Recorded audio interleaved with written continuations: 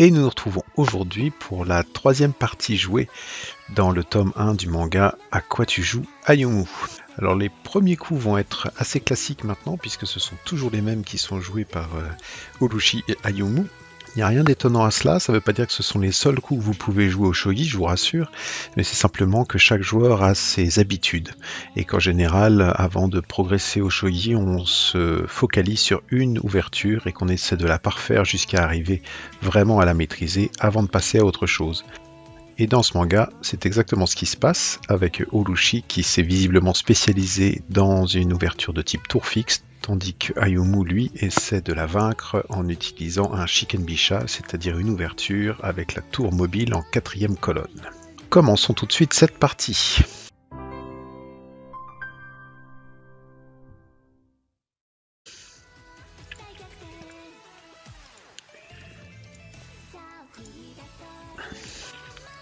Voilà.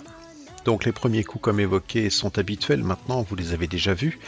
D'un côté, nous avons donc Ayumu qui lui, côté Sente, essaie de développer sa tour en 4e colonne dans l'idée de venir attaquer à cet endroit du plateau.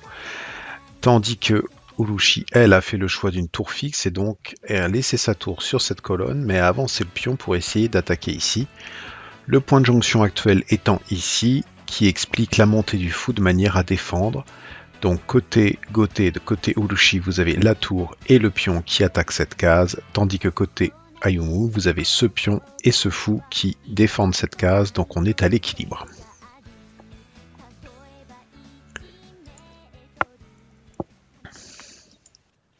Alors ici, les défenses des rois commencent à se réaliser. Là aussi, aucune surprise, on a déjà vu ça dans les parties précédentes. Donc nous avons ici Urushi qui a constitué son habituel château de type bateau, donc Funagakoi, bateau rapide comme vous avez déjà pu le remarquer, mais qui permet d'être évolué ensuite en différents types de bateaux plus avancés. De son côté, Ayumu va tranquillement créer son minot habituel. De cette manière, et là, vous retrouvez donc cette défense que nous avons déjà étudiée par le passé. Donc cette défense a l'avantage d'être assez solide sur des attaques de côté et frontales et de laisser une case de sortie au roi sur la première colonne, même si pour l'instant, ça n'a pas été vraiment rentable pour Ayumu. Alors par rapport à ce coup, Urushi va répondre de manière assez habituelle avec le pion qui monte, ça permet d'équilibrer les forces sur la colonne. C'est assez habituel, pas obligatoire, mais c'est assez habituel. Alors jusqu'à présent, Ayumu avait joué des coups qui étaient classiques pour un Shikenbisha. Et là, en montant ce pion, il crée un petit défaut dans la cuirasse, dans le sens où habituellement le général d'argent monte ici, puis ici, pour ensuite pouvoir être disponible pour une attaque. Et là, évidemment, en montant le pion, ça n'est plus possible. Alors, faut pas s'inquiéter plus pour ça, hein. Il y a d'autres variantes dans cette ouverture et nous allons voir qu'Ayumu a justement prévu cette fois-ci une autre variante qui explique pourquoi il a déjà monté ce pion à cet endroit. Voilà. Alors cette montée de pion est intéressante de la part d'Urushi. C'est une manière pour Urushi de créer la pression sur la colonne 6. On va voir l'objectif derrière. C'est un objectif classique quand on veut jouer tour fixe contre tour mobile, d'essayer de créer un trou sur la diagonale des fous pour pouvoir rentrer son fou. Et c'est justement ce que Urushi va faire dans cette partie. Donc Ayumu, lui, il anticipe et il montre justement quelle nature d'ouverture il a l'intention de jouer. Finalement, ce n'était pas un Shikenbisha qu'il joue, mais un Sangenbisha, c'est-à-dire une tour 3e colonne. Alors là, il y a une menace du pion qu'on ne peut évidemment pas négliger. Donc automatiquement Ayumu la prend, mais ce faisant, il permet la récupération de son fou par le fou adverse. Et même si les choses ne se vérifient pas toujours à 100%, la théorie veut que l'échange des fous est à l'avantage de la tour fixe par rapport à la tour mobile. Alors là, il y a plusieurs manières de pouvoir prendre ce fou. On peut récupérer ce fou soit avec le cavalier, soit avec la tour. Le cavalier peut prendre comme ceci et la tour peut prendre comme cela. Je pense qu'il était prudent de prendre avec le cavalier plutôt qu'avec la tour, mais évidemment, Ayumu, lui, n'aura pas la même opinion que moi et c'est bien avec la tour qu'il récupère le fou. Le problème en faisant ceci, c'est que la tour se retrouve maintenant dans une position dangereuse. Je vous rappelle que la tour est une pièce qui est au point de départ de la partie la plus forte du jeu, puisqu'elle peut se déplacer d'autant de cases qu'elle veut sur la ligne comme sur la colonne. Et en plaçant la tour à cet endroit, vous remarquerez qu'en fait, elle est bloquée autant à gauche, à droite que devant. Il ne lui reste donc qu'une seule zone pour pouvoir se déplacer, à savoir le recul. Et c'est évidemment ce que Urushi a l'intention d'exploiter en parachutant ce fou ici, et donc en créant une menace immédiate, à la fois sur la tour et sur la lance, ce qu'on appelle une brochette. Donc c'est une variante de ce que les joueurs d'échecs appellent aussi des fourchettes, à savoir là, vous avez deux pièces qui sont prises en enfilade l'une de l'autre. Alors là, je pense qu'on est vraiment à une phase décisive du jeu, où il faut que Ayumu soit attentif à ce qu'il va jouer par la suite. Et malheureusement, ça ne va pas être vraiment le cas, puisque tout simplement, il va jouer un pion en 4F. Dans quelques coups, vous comprendrez pourquoi il a joué ce coup, mais très honnêtement, à ce moment de la partie, il aurait dû se focaliser sur la menace qui avait lieu sur sa tour, plutôt que de la laisser en prise face au fou adverse, et de continuer à développer sa défense. Donc Urushi, elle, continue son attaque sur la tour fixe, et là, il lui suffit de récupérer la tour en l'échangeant contre son fou. Le cavalier reprend, et maintenant, la tour peut rentrer tranquillement dans le camp adverse, il n'y a plus rien pour l'empêcher de rentrer. Et là encore, Ayumu semble complètement ignorer ce qui se passe de l'autre côté du plateau, et décide de monter son général d'or ici. Cette évolution du château précédent qu'on appelait Mino s'appelle le Haut Mino. Il a pour objet en fait de monter le général d'or vers le haut. Il a tout à fait son sens dans une évolution du château initial lorsqu'il y a une menace qui arrive par le haut. Si vous avez une menace qui arrive comme ceci.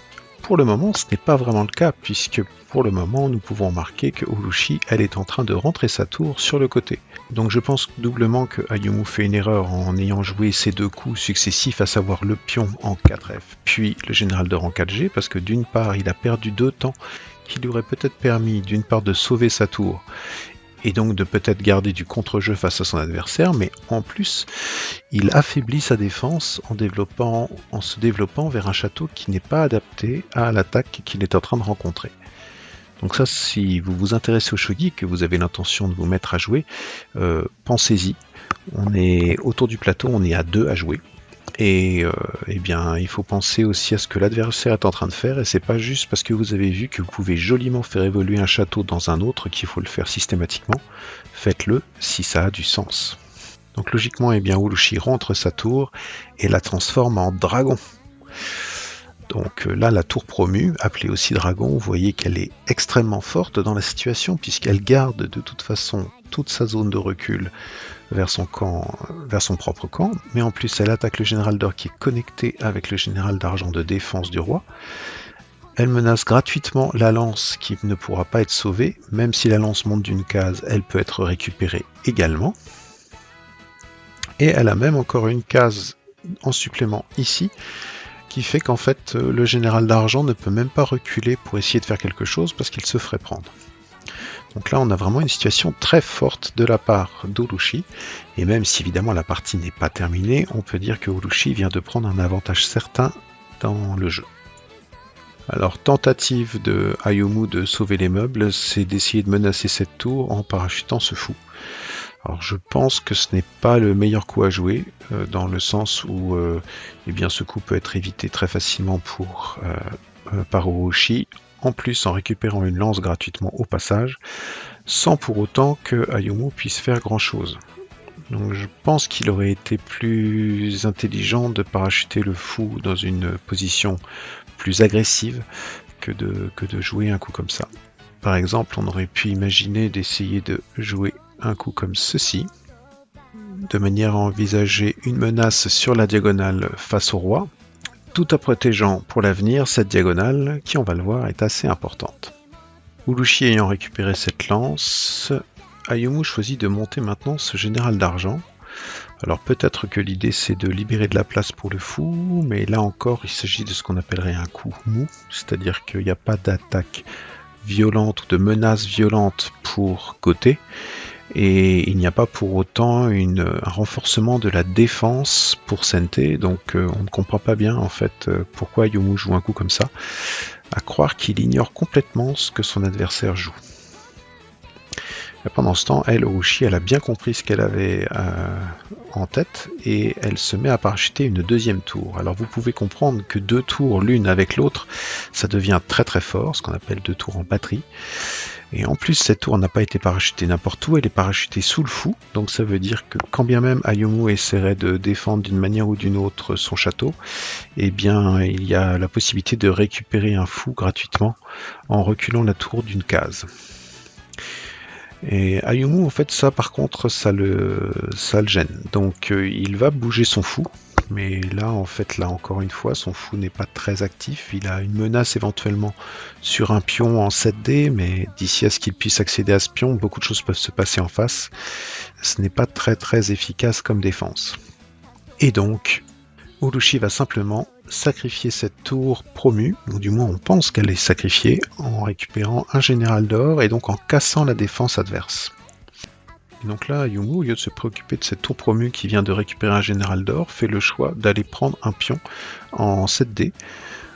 Donc il a récupéré un pion, il ne crée pas de vraie menace face au roi adverse, et en ayant joué ça, en fait, il ignore complètement l'attaque qui est en train de se passer tout près de son roi. Et c'est un peu étonnant parce que cette tour promue, elle est vraiment très dangereuse. Protégée elle-même par une autre tour promue, ça fait vraiment très fort. Alors même si ce n'était pas nécessairement la garantie de sauver son roi, il aurait été un peu plus cohérent de venir récupérer cette tour promue avec ce général d'argent. Mais bon, le fait est que Ayumu a fait son choix en ignorant encore une fois l'attaque de son adversaire. Donc automatiquement Urushi en profite et avance sa tour encore d'une case, créant ainsi un échec au roi, et que le roi ne peut pas reprendre puisqu'il y a une autre tour qui la protège. Donc par rapport à ce coup, Ayumu va faire le choix de monter son roi en 1G. Il aurait pu le mettre en 1H, mais en cas de coup en 1H, il était facile pour Urushi de monter ici sa tour en récupérant en plus gratuitement un argent et donc de provoquer à nouveau un échec. Donc le fait de monter le roi en 1G était certainement le moins mauvais coup à jouer, vu la situation, pour essayer de s'en sortir. Donc face à la fuite du roi, Urushi n'est pas dans l'urgence, il n'y a pas de menace pour son propre roi, la défense n'a même pas été entamée, et elle a un gros avantage, donc en fait elle peut se permettre de simplement récupérer cet argent ici. Et ce faisant, elle vient d'acquérir la seule pièce qui lui manquait pour pouvoir arriver à un Tsume rapide. Pour rappel, un Tsume, c'est une succession de coups d'échec qui amènent jusqu'au mat. Donc là encore, au lieu d'essayer de sauver les meubles, Ayumu nous joue un coup de pion pour attaquer en 5E. Je ne comprends pas bien ce qu'il cherchait à faire. Et Urushi, face à ça, eh bien, décide de passer à l'action et joue son général d'argent ici. À partir de là, le roi Sente n'a que 2 possibilités. Il peut reculer en 1H, mais dans ce cas-là, avec la prise du cavalier par l'une des 2 tours, c'est mat immédiat. Ou alors il fait le choix de sortir en 2F, comme il l'a fait dans la partie. Et dans ce cas-là, il y a quand même Tsume. Est-ce que vous voyez comment ?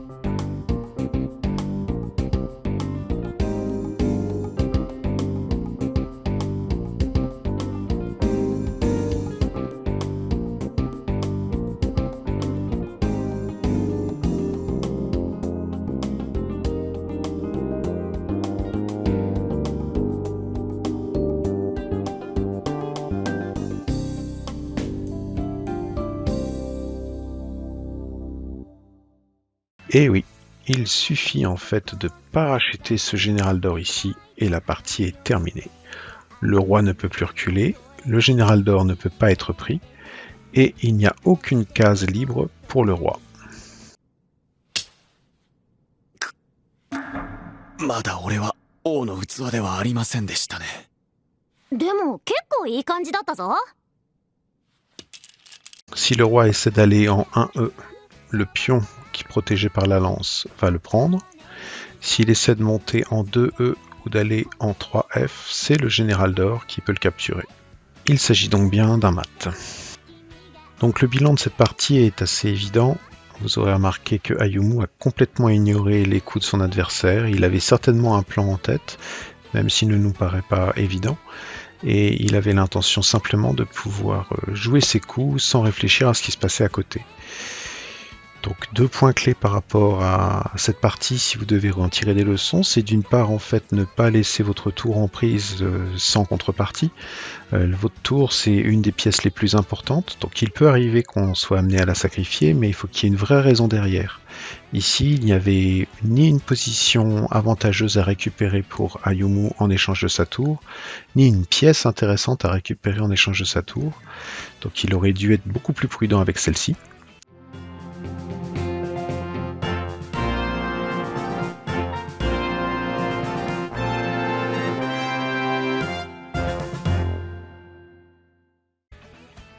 Donc si vous vous rappelez de la position telle qu'elle était ici, eh bien, par exemple, Ayumu aurait pu faire le choix de parachuter son propre fou en 6F ici et d'empêcher ainsi la prise de sa tour.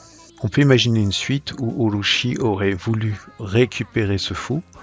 Dans ce cas-là, ça aurait permis à Ayumu de monter son propre argent, et donc là on se retrouve avec les mêmes forces en présence. Il y a un fou à parachuter de chaque côté comme avant, mais maintenant l'argent protège la tour. Et même si Goté s'entête à vouloir menacer cette diagonale puisque l'argent n'est pas protégé, eh bien rien ne vous empêche derrière de protéger l'argent soit en déplaçant la tour derrière lui, soit en montant le général d'or derrière lui. Certes, vous enlevez un général de votre défense, mais la situation se trouve être assez stable. Votre adversaire n'a plus de fou en main, il l'a reparachuté, et tout se passe bien pour Ayumu, il aurait pu continuer après son attaque tranquillement. Je pense donc qu'il y avait des possibilités pour lui de garder quand même un équilibre dans la partie, même si Urushi semblait être plus agressif que lui, plutôt que de laisser comme ça sa tour se faire prendre.